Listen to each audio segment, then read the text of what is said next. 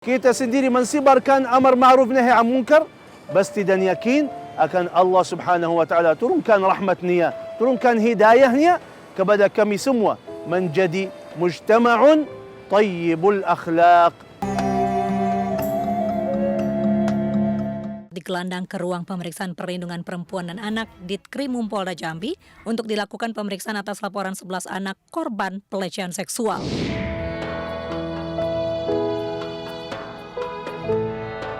A'udzu billahi minasyaitonir rajim. Fa amma man tagha wa atharal hayatad dunya fa innal jahima hiyal ma'wa.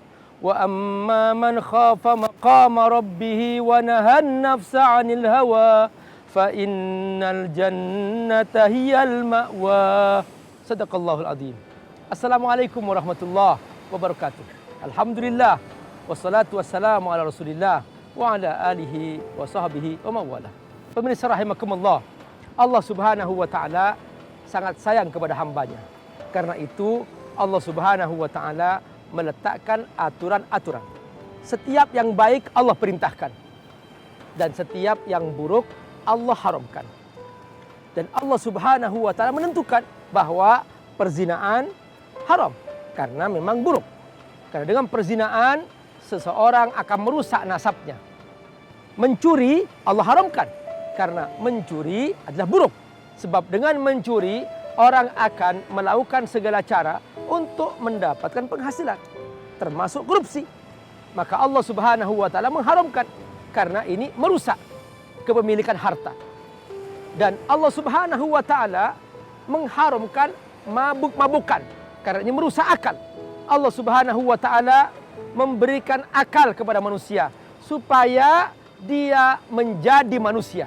Dengan akal dia bisa membedakan mana yang baik, mana yang buruk. Tetapi ketika akalnya rusak, maka manusia tidak bisa membedakan mana baik, mana buruk. Seluruh yang Allah haramkan itu pasti buruk. Seluruh yang Allah haramkan pasti merusak kemanusiaan. Seluruh yang Allah haramkan pasti akan merusak akhlak. Dan manusia akan menjadi turun derajat dari kemanusiaannya. Apa kata Allah Subhanahu wa taala? Ketika manusia ternyata dia sudah tidak menampilkan dirinya sebagai manusia karena sudah punya kebiasaan melanggar apa yang Allah haramkan. Akhirnya apa? Lahum qulubun la yafqahuna biha wa lahum a'yunun la yubsiruna biha wa lahum adhanun la yasma'una biha ulaika kal an'am bal hum adall ulaika humul ghafilun. Ya Allah, inilah dia manusia. Ketika ternyata manusia sudah terbiasa melakukan dosa, terbiasa melakukan maksiat, maka seluruh fakultas dalam dirinya, mata, telinga, hati tidak berfungsi. Dalam kondisi seperti ini, maka rusaklah akal manusia. Di saat akal manusia rusak, maka dia tidak punya rasa malu. Dan dia akan berbuat, kata Allah, seperti binatang. Ulaikal an'am. Dan bahkan ketika manusia menggunakan kecerdasannya untuk melakukan perbuatan seperti binatang, dia akan lebih sesat daripada binatang. Makanya Allah menjaga manusia jangan sampai manusia turun derajat dari kemanusiaannya dan mereka tetap bertahan sebagai manusia. Itu dia, Syekh. Semoga Allah berkahi. Inna lillahi wa inna ilaihi raji'un. Ternyata banyak musibah-musibah yang muncul. Banyak dosa-dosa yang kita tidak pernah mendengar di kaum-kaum sebelum kita. Banyak hal-hal yang baru muncul di tahun ini atau di zaman ini, zaman social media. Banyak jenis dosa dan maksiat yang baru muncul yang sebelumnya tidak ada. Sampai menjadi hal-hal yang aneh, yang tidak masuk akal kita. Ternyata masalahnya perubahan fitrah manusia. Fitrah manusia yang bersih, yang suci, sekarang berubah menjadi fitrah yang kotor. Gara-gara apa? Kemuliaan umat Nabi Muhammad sallallahu alaihi wasallam jelas di dalam Al-Quran. Kata Allah Subhanahu wa taala, "Kuntum khaira ummatin أخرجت للناس تأمرون بالمعروف وتنهون عن المنكر وتؤمنون بالله. Ini kemuliaan umat Nabi Muhammad sallallahu alaihi wasallam. Apa? Selalu ada amar ma'ruf nahi munkar. Kalau kita biarkan orang-orang lakukan dosa dan maksiat seenak-enak mereka, besoknya akan lebih parah lagi. Ya, seperti cerita-cerita di dalam Al-Quran. Kan? Lut alaihi salam melihat kaumnya lakukan sesuatu yang aneh. Berbuatan zina dengan jenis gak masuk akal. Sampai begitu Nabi Lut alaihi salam mengajak mereka, haula'i banati hunna atharu lakum. Ini anak-anak kami perempuan ini wajar, ini fitrahnya. Kata mereka, ma lana fi banatika min haq. Gak ada urusan dengan perempuan. Kita mau yang laki-laki. Hah? Mau yang laki-laki? Perubahan fitrah manusia. Kalau kita masih diam, akan muncul yang lebih parah lagi, yang bagaimana kita melihat hal-hal yang aneh sekali. Suami istri mengajak anak yang kecil nonton film bersama-sama itu, sampai ada hubungan dengan sama. Gak masuk akal. Karena itu, ayo kita sendiri memperbaiki diri. Kita sendiri mengajak kebaikan. Kita sendiri mensibarkan amar ma'ruf nahi an munkar.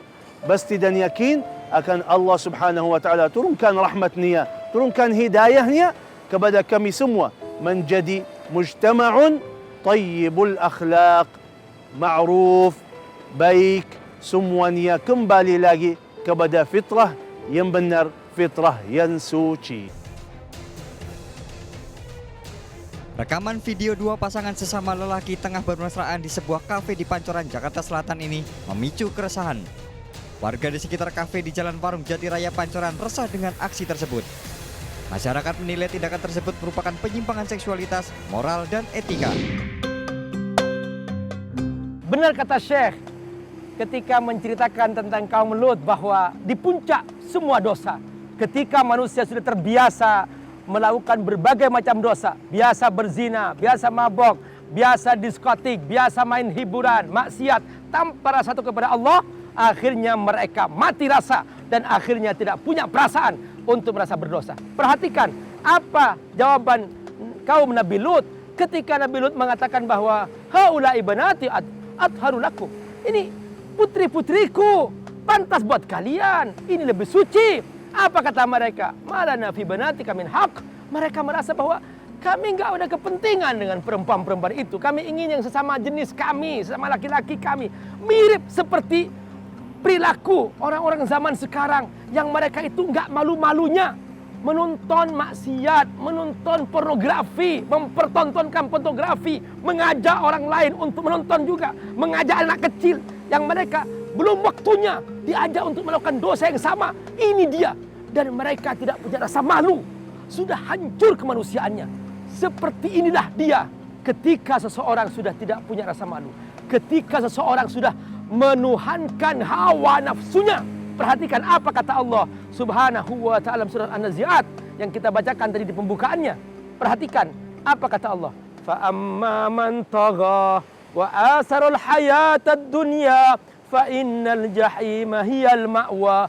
Ketika seseorang sudah menuhankan nafsunya, mengutamakan nafsunya di atas Allah Subhanahu wa taala, maka dia akan selalu tagha. Tagha artinya menyimpang, keluar dari shiratal mustaqim. Akhirnya apa? Fa amman tagha. Setelah itu apa? Dia mengutamakan kepentingan dunia, mengutamakan kepentingan hawa nafsunya, kepuasan seksualnya, kepuasan hartanya. Yang penting aku kaya, yang penting aku bersenang-senang, yang penting aku bisa berbuat apa sesuka-suka aku. Seperti dia berpikir. Nah, makanya orang seperti ini kata Allah, mereka sedang mempersiapkan diri untuk menjadi bahan bakar neraka. Fa innal jahima hiyal ma'wa. Lalu bagaimana solusinya? Solusinya Allah sebutkan bahwa caranya yang pertama, takutlah kepada Allah. Kembalilah kepada Allah. Bersungguh-sungguhlah mentaati Allah. Wa amma man khafa maqama rabbih. Sujudlah kepada Allah, bertobatlah kepada Allah, tinggalkan masa lalu. Itu dosa, itu maksiat, itu akan menghancurkan dirimu. Tinggalkan itu semua. Khafa maqama rabbih. Maka dengan cara ini dia akan mengendalikan nafsunya. Wa nahan nafsa 'anil hawa. Ketika berhasil mengendalikan nafsunya, maka dia akan masuk surga. Fa innal jannata hiyal ma'wa. Begitulah solusi dalam kondisi zaman di mana kemaksiatan merajalela dan orang begitu mudah merusak kemanusiaannya sehingga mereka tidak punya rasa malu. Padahal kata Nabi bahwa al-haya' minal iman.